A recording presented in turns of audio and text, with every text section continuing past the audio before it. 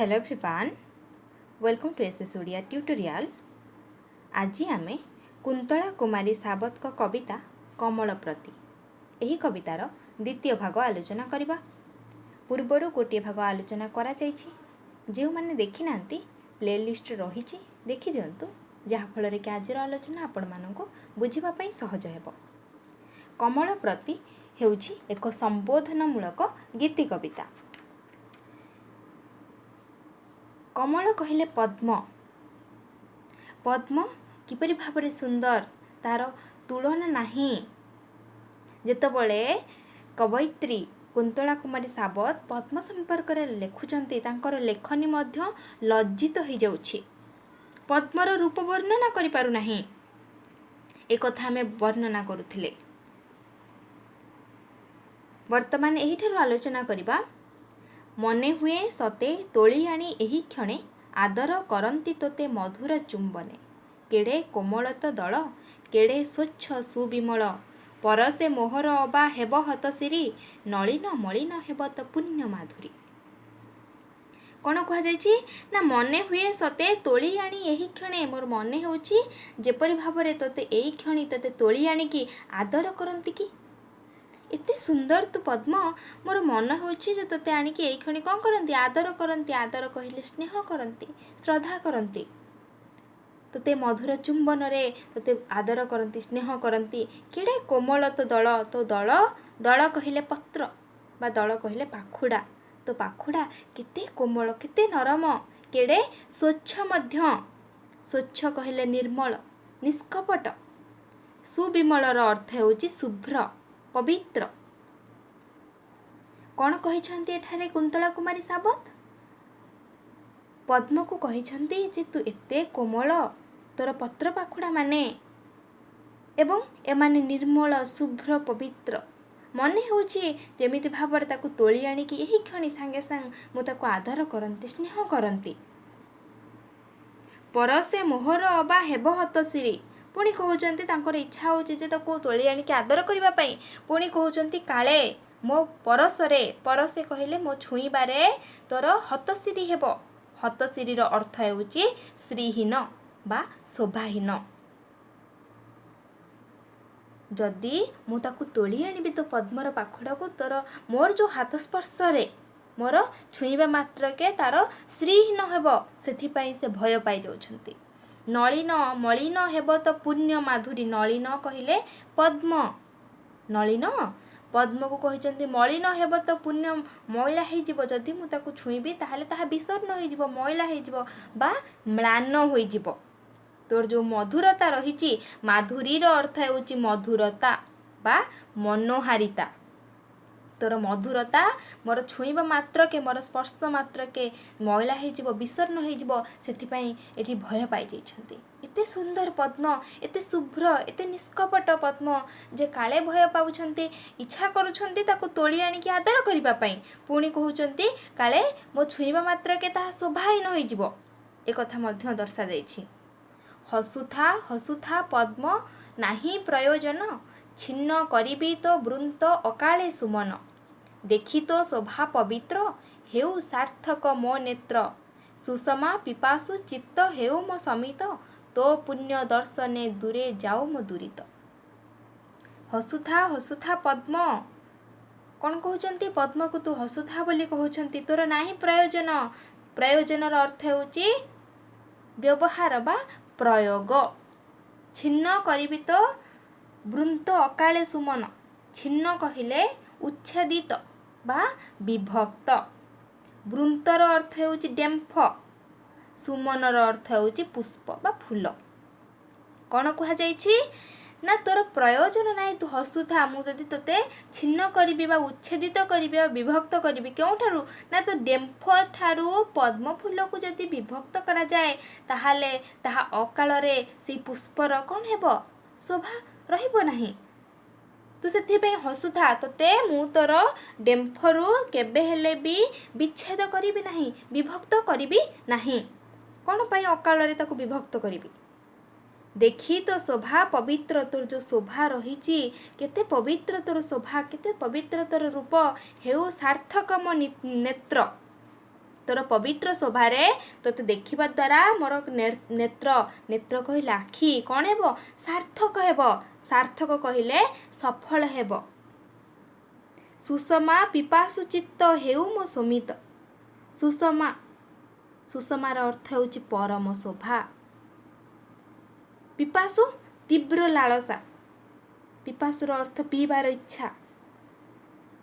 तोर जो लावण्य परम शोभारे मोर जो तीव्र लालसा रही मोर हृदय कौन हेब उपशमित हेब। समितर अर्थ ହେଉଛି उपशमित बा निवारित दमित मध्य कह जाई पारे। तोर रूप जहाँ को देखिबा मात्र के मो नेत्र पवित्र हो जाउची सार्थक हो जाउची एवं मोर जो तीव्र लालसा रही से ताहा मध्य तोर रूपरे तोर जो लावण्य ताहा परम शोभारे मोर चित्त मोर हृदय उपशमित मध्य होउची। तोर जो पुण्य दर्शन रे मोर जेते सब पाप रही दूरित शब्दर अर्थ होउची पाप। पद्मर दर्शन रे समस्त पाप मध्य कौन होउची पुण्य रे परिणत होउची।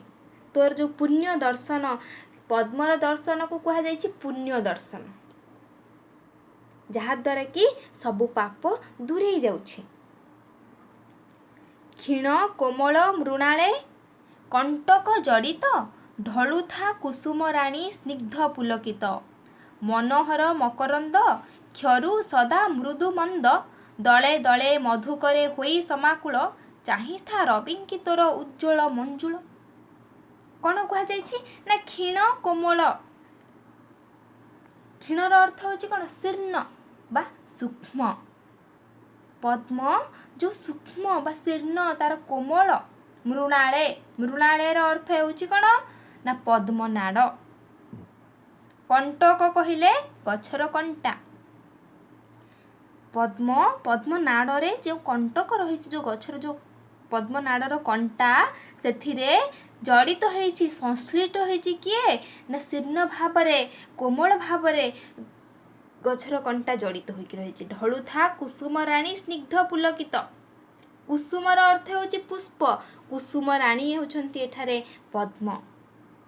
स्निग्ध कहिले स्नेहयुक्त कोमल बा मधुर। पुलकितर अर्थ होछि आनंदित बा रोमांचित। एठारे कौन कह जाइछि ना ढलुथा कुसुम राणी।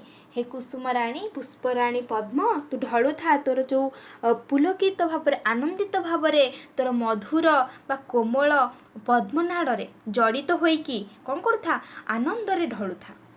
मनोहर मकरंद मकरंद कहिले पुष्परेणु बा पुष्प मधु। मनोहर मकरंद क्षरु सदा मृदु मंद। क्षरुर अर्थ होची धाराकार रे बिंदु पतन बा क्षरण। सदा मृदु मंद मृदुर अर्थ होची धीर बा क्षीण अप्रखर। मंद कहिले कोमल धीरे धीरे। मंदर अन्य अर्थ होची दुष्ट बा खराब किंतु एठारे कहा जाइछि से धीरे धीरे। कौन कह जाइछि यार अर्थ कौन ना मनोहर मकरंद पुष्परेणु रे मनोहर होइकी आनंद भावरे धीरे धीरे कौन होउछि ना धाराकार रे बिंदु पतन घटुछि। धीर भावरे बा अप्रखर भावरे दले दले मधुकरे होई समाकुल। मधुकरे अर्थ होछि भ्रमर। समाकुल कहले व्याकुल बा कातर। चाही था रविंकी तोर उज्ज्वल मंजुल। रविंकर अर्थ होछि सूर्य। उज्ज्वलर अर्थ होछि दीप्तिमान बा उद्भासित। मंजुलर अर्थ होछि सुंदर बा मधुर। एठारे कौन वर्णना रही ना प्रथम कह जाइछि जे पद्मनाड़े कौन है ना पद्मनाड़े कंटा सूक्ष्म भाव जड़ित होइकि रही संश्लिष्ट होइकि रही।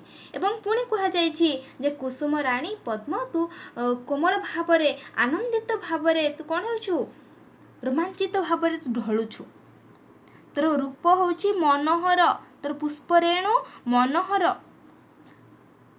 ସେଥିମଧ୍ୟରୁ ସବୁବେଳ ପାଇଁ ପ୍ରଖର ଭାବରେ ଅପ୍ରଖର ଭାବରେ ବା ଧୀରେ ଧୀରେ ସେଥିରେ କ'ଣ ହେଉଛି ବିନ୍ଦୁ ପତନ ଘଟୁଛି ଏବଂ ଦଳବଦ୍ଧ ଭାବରେ ଦଳେ ଦଳେ ଭ୍ରମରମାନେ ଆସିକି ତୋତେ ଚାହିଁକି ବ୍ୟାକୁଳ ହେଉଛନ୍ତି। ଚାହିଁଥା ରବିଙ୍କୁ ତୋର ଉଜ୍ଜଳ ମଞ୍ଜୁଳ, ତୁ ସୂର୍ଯ୍ୟଙ୍କୁ ଚାହିଁଛୁ କେଉଁପରି ଭାବରେ ଦୀପ୍ତିମାନ ଭାବରେ ସୁନ୍ଦର ଭାବରେ ବା ଉଦ୍ଭାସିତ ଭାବରେ ତୁ ସୂର୍ଯ୍ୟଙ୍କ ଆଡ଼କୁ ଚାହିଁ ରହିଛୁ। ଆରେ କୁଶେଶୟ ତୁ କି ନିତ୍ୟ ପୁଣ୍ୟମୟ ଅମୃତ ହୃଦୟ, ପୁଣ୍ଡରୀକ ପୁଣ୍ୟତୀର୍ଥ ପାପି ତାପି ପାଇଁ ପଙ୍କେ ଜନ୍ମି ଅଙ୍ଗେ ତୋର ପଙ୍କ ଲାଗେ ନାହିଁ। ବିଧାତା ବିଚିତ୍ର ଲୀଳା କି ପ୍ରେମେ ତୋତେ ସୃଜିଲା, ବସି ଭାବୁଅଛି ମନେ ରେ ପଦ୍ମ ସୁନ୍ଦର, ତୋ ପାଇଁ ଲୋଡ଼ା କି ଏକା ପଙ୍କ ସରୋବର। କ'ଣ କୁହାଯାଇଛି ନା ଆରେ କୁଶେଶୟ ପଦ୍ମ। ଆମେ ଏହି କବିତାରେ ପଦ୍ମର ପ୍ରତିଶବ୍ଦ ମାନେ ବି ଜାଣୁଛେ। ଶତଦଳ ପଦ୍ମର ଅନ୍ୟ ନାମ, କମଳ, କୁଶେଶୟ ହେଉଛି ପଦ୍ମ। ଆରେ କୁଶେଶୟ ସମ୍ବୋଧନ କରାଯାଇଛି। ଆରେ ପଦ୍ମ ତୁ କି ନିତ୍ୟ ପୁଣ୍ୟମୟ ଅମୃତ ହୃଦୟ, ତୁ ନିତ୍ୟ ପ୍ରତିଦିନ ସବୁବେଳେ ପୁଣ୍ୟମୟ ହେଉଛି ତୋର କ'ଣ ହୃଦୟ ହେଉଛି ଅମୃତ ହୃଦୟ। ସବୁବେଳ ପାଇଁ ସେଠାରେ ପୁଣ୍ୟ ବିରାଜିତ ହେଉଛି। ସେଥିପାଇଁ ଆମେ ପୂର୍ବରୁ ଆଲୋଚନା କଲେ ନା ତୋ ପୁଣ୍ୟ ଦର୍ଶନେ ଦୂର ଯାଉ ମୋ ଦୂରିତ। ତୋର ପୁଣ୍ୟ ଦର୍ଶନରେ ଯେତେ ସବୁ ମୋର ପାପ ରହିଛି ସେ କ'ଣ ହେବ ଦୂରୀଭୂତ ହେବ। ତୁ କି ନିତ୍ୟ ପୁଣ୍ୟମୟ ଅମୃତ ହୃଦୟ, ପୁଣ୍ଡରୀକ ପୁଣ୍ୟତୀର୍ଥ। ପୁଣ୍ଡରୀକ କହିଲେ ପଦ୍ମ। ପଦ୍ମର ଅନ୍ୟ ନାମ ହେଉଛି କ'ଣ ନା ପୁଣ୍ଡରୀକ। ପଦ୍ମର ପୁଣ୍ୟତୀର୍ଥ ପାପି ତାପି ପାଇଁ, ପଙ୍କେ ଜନ୍ମି ଅଙ୍ଗେ ତାର ପଙ୍କେ ଲାଗେ ନାହିଁ। ତାପି କହିଲେ ତାପଯୁକ୍ତ ବା ଦୁଃଖାହତ। ପଙ୍କରେ ଜନ୍ମ ଲାଭ କରିଛି ପଦ୍ମ, ପଙ୍କରୁ ହିଁ ପଦ୍ମର ଜନ୍ମ, ହେଲେ ପଦ୍ମରେ କେବେ ହେଲେ ପଙ୍କ ଲାଗେ ନାହିଁ। ପଦ୍ମର ଅଙ୍ଗରେ କେବେ ହେଲେ ପଙ୍କ ଲାଗେ ନାହିଁ। ପଦ୍ମ ପୁଣ୍ୟତୀର୍ଥ କେଉଁମାନଙ୍କ ପାଇଁ? ପାପୀମାନଙ୍କ ପାଇଁ। ପାପୀମାନଙ୍କର ଦୁଃଖକୁ ଲାଭ କରିବା ପାଇଁ ପଦ୍ମର ଜନ୍ମ। ବିଧାତା ବିଚିତ୍ର ଲୀଳା, ବିଧାତାଙ୍କର ଭଗବାନଙ୍କର ବିଚିତ୍ର ଲୀଳା କି ପ୍ରେମେ ତୋତେ ସୃଜିଲା। ସୃଜିଲା କହିଲେ ସୃଷ୍ଟି କରିବା। ସୃଜିଲାର ଅର୍ଥ ସୃଷ୍ଟି କରିବା। ବିଧାତାଙ୍କର ଭଗବାନଙ୍କର କି ବିଚିତ୍ର ଲୀଳା, କେତେ ପ୍ରେମରେ କେତେ ଶ୍ରଦ୍ଧାରେ ତୋତେ ସୃଷ୍ଟି କରିଛନ୍ତି।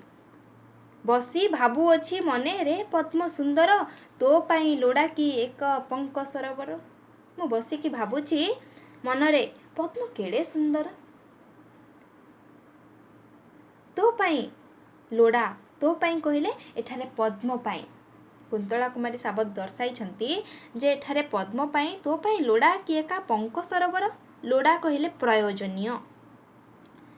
ତୋ ପାଇଁ ଏଇ ଯେଉଁ ପଙ୍କରୁ ପଦ୍ମର ଜାତ, ସେଥିପାଇଁ କୁହାଯାଇଛି ତୋର ଏଇ ପୁଷ୍କରିଣୀ ଯେଉଁ ପଙ୍କ ପୁଷ୍କରିଣୀ ରହିଛି, ସରୋବର କହିଲେ ପୁଷ୍କରିଣୀ, ତୋର ପାଇଁ ଏଇ ଯେଉଁ ପ୍ରୟୋଜନୀୟ କ'ଣ?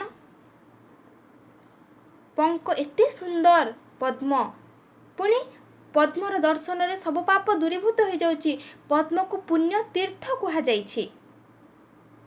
ବିଧାତାଙ୍କର ବିଚିତ୍ର ଲୀଳା ଏପରି ଭାବରେ ଯେ କେଉଁପରି ଭାବରେ ସେ ପଦ୍ମକୁ ଏତେ ପବିତ୍ର ଏତେ ମନୋହର କରିକି ସୃଷ୍ଟି କରିଛନ୍ତି। এই କଥା ଭାବିଲା ବେଳେ ପ୍ରଶ୍ନ କରିଛନ୍ତି ପଦ୍ମକୁ ଯେ ତୋର କ'ଣ ପ୍ରୟୋଜନ ରହିଛି ଯେ ପଙ୍କ ପୁଷ୍କରିଣୀରେ।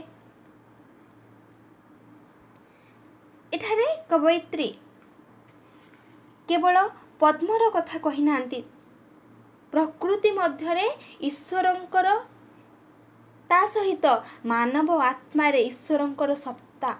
ଈଶ୍ୱର ମାନବର ଆତ୍ମାରେ ଉପଲବ୍ଧ। ପ୍ରକୃତି ମଧ୍ୟରେ ମଧ୍ୟ ଈଶ୍ୱର ରହିଛନ୍ତି। এই ଯେଉଁ ଈଶ୍ୱରଙ୍କ ସତ୍ତାକୁ ଉପଲବ୍ଧି କରିଛନ୍ତି। ଆତ୍ମା ଆଉ ପରମାତ୍ମାଙ୍କର ଯେଉଁ ପରିଚର୍ଚ୍ଚା ରହିଛି, ପରମାତ୍ମା କହିଲେ ଈଶ୍ୱର, ଆତ୍ମା ଆଉ ପରମାତ୍ମାଙ୍କ ମଧ୍ୟରେ ଯେଉଁ ସମ୍ବନ୍ଧ, ତାକୁ ଏ ଯେଉଁ ଏହି କବିତାକୁ କ'ଣ କରିଛି ନା ଏକ ରହସ୍ୟମୟ ଘଟିଛି। ପଙ୍କ ବିନା ପଙ୍କଜ କି ନ ପାରିବୁ ଫୁଟି, କଣ୍ଟକ ମୃଣାଳ ବିନା ନ ପାରିବୁ ଉଠି। ଜଳ ପରେ ହସି ହସି ଦେଖାଇବୁ ରୂପରାଶି, ପୁଣ୍ୟର ଜନମ ସତେ ଏ ପାପ ମହିରେ, ମହତ ଜନମ ସତେ ଦରିଦ୍ର କୁଟିରେ। କ'ଣ କୁହାଯାଇଛି ନା ପଙ୍କ ବିନା ପଙ୍କଜ, ପଙ୍କଜର ଅର୍ଥ ହେଉଛି ପଦ୍ମ। ପ୍ରତିଶବ୍ଦ ସମସ୍ତେ ଲେଖିକି ରଖୁଥିବେ। ଆମେ ଜାଣିଲେ ପଦ୍ମର କେତେ ପ୍ରତିଶବ୍ଦ ରହିଛି। ପରୀକ୍ଷାରେ ଯଦି ଆସିବ ପ୍ରତିଶବ୍ଦ ତ ଆପଣମାନେ ସହଜରେ ଲେଖିପାରିବେ। ନା ପଙ୍କ ବିନା ପଙ୍କଜ କି ନ ପାରିବୁ ଫୁଟି, ପ୍ରଶ୍ନ କରିଛନ୍ତି ପଙ୍କ ବିନା ପଦ୍ମ ତୁ କ'ଣ ଫୁଟି ପାରିବୁ ନାହିଁ? କଣ୍ଟକ ମୃଣାଳ ବିନା ନ ପାରିବୁ ଉଠି। କଣ୍ଟକ ମୃଣାଳ, ମୃଣାଳର ଅର୍ଥ ହେଉଛି କ'ଣ ନା ପଦ୍ମନାଡ଼ ବା ପଦ୍ମମୂଳ। ପୂର୍ବରୁ ଆମେ ଜାଣିଲେ କ'ଣ ଜାଣିଲେ ନା ପଦ୍ମନାଡ଼ରେ କ'ଣ ରହିଛି? କଣ୍ଟା ରହିଛି। ଏଇ କଣ୍ଟକ ପଦ୍ମନାଡ଼ ବିନା ତୁ କ'ଣ ଉପରକୁ ଉଠିପାରିବୁ ନାହିଁ? ଜଳ ପରେ ହସି ହସି ଦେଖାଇବୁ ରୂପରାଶି, ପୁଣ୍ୟର ଜନମ ସତେ ଏ ପାପ ମହିରେ। ଜଳ ପରେ ହସି ହସି ତୁ କ'ଣ ଦେଖାଇବୁ? ତୋର ରୂପରାଶି ଦେଖାଇବୁ, ତୋର ସୌନ୍ଦର୍ଯ୍ୟର ଶୋଭା ଦେଖାଇବୁ। ପୁଣ୍ୟର ଜନ୍ମ ହେଇଛି ଏଇ ପାପ ମହିରେ। ମହି କହିଲେ ପୃଥିବୀ। ଏଇ ପାପ ପୃଥିବୀରେ, ପାପ ମହିରେ ପୁଣ୍ୟର ଜନ୍ମ ହେଇଛି। ପୁଣ୍ୟର ଜନ୍ମ ଏଠାରେ ପଦ୍ମର କଥା କୁହାଯାଇଛି। ଈଶ୍ୱରଙ୍କର ସତ୍ତା କଥା କୁହାଯାଇଛି। ମହତ ଜନମ ସତେ ଦରିଦ୍ର କୁଟିରେ। ଯେପରି ଭାବରେ ଦରିଦ୍ର କୁଟୀରରେ ମହତର ଜନ୍ମ ହୋଇଥାଏ, ସେହିପରି ଭାବରେ କ'ଣ ହେଇଛି ନା ପାପ ପୃଥିବୀରେ ପୁଣ୍ୟର ଜନ୍ମ ଘଟିଛି। ଏହି ପଦ୍ମ ଭିତରେ ଭଗବାନଙ୍କର ଯେଉଁ ସତ୍ତା ରହିଛି ତାକୁ କବୟିତ୍ରୀ ନିବିଡ଼ ଭାବରେ ଉପଲବ୍ଧି କରିଛନ୍ତି। ତାହା ସହିତ କବିଙ୍କର ଜୀବନ ଦର୍ଶନ ମଧ୍ୟ ଏହି କବିତା ମାଧ୍ୟମରେ କ'ଣ ହେଉଛି ନା ପ୍ରକାଶିତ ହୋଇଛି। ପଦ୍ମ ଭିତରେ କୁନ୍ତଳା କୁମାରୀ ସାବତ ଉପଲବ୍ଧି କରୁଛନ୍ତି ବିଧାତାଙ୍କର ଅପୂର୍ବ ଲୀଳାକୁ। ଇ ହେଉଛି ପଦ୍ମର ସୃଷ୍ଟି, ବିଧାତାଙ୍କର ବିଚିତ୍ର ଲୀଳା। କେତେ ଶ୍ରଦ୍ଧାରେ, କେତେ ପ୍ରେମରେ ସୃଷ୍ଟି କରିଛନ୍ତି ପଦ୍ମକୁ, ଯାହାର ଦର୍ଶନରେ ସମସ୍ତ ପାପ ଦୂରୀଭୂତ ହୋଇଥାଏ। ପଦ୍ମନାଡ଼ କଣ୍ଟକିତ ହେଲେ ମଧ୍ୟ କିପରି ଭାବରେ ତାହା ଆନନ୍ଦିତ, ରୋମାଞ୍ଚିତ, ଅପ୍ରଖର ଭାବରେ ସବୁବେଳେ ପାଇଁ ଢଳୁଥାଏ, ସେ କଥା ମଧ୍ୟ ଦର୍ଶାଯାଇଛି। ଦରିଦ୍ର କୁଟୀରରେ ମହତ ଜନ୍ମ, ପୁଣ୍ୟର ଜନ୍ମ ପାପ ମହିରେ, ଏହା ପଦ୍ମ ଉଦାହରଣରୁ ନିଆଯାଇଛି। ପରବର୍ତ୍ତୀ ସମୟରେ ଆମେ ପୁଣି ଏଇଠୁ ଆଲୋଚନା କରିବା। ଆଜିର ଆଲୋଚନାଟି ତାହେଲେ ଏଇଠି ଶେଷ କରିବା। ଯଦି ଆପଣମାନଙ୍କୁ ଆଜିର ଆଲୋଚନା ଭଲ ଲାଗିଥାଏ ତାହେଲେ ନିଶ୍ଚୟ ଲାଇକ୍ କରନ୍ତୁ, ନିଜ ସାଙ୍ଗସାଥିମାନଙ୍କ ସହ ସେୟାର କରନ୍ତୁ ଏବଂ ଚ୍ୟାନେଲଟିକୁ ସବସ୍କ୍ରାଇବ୍ କରନ୍ତୁ। Thank you.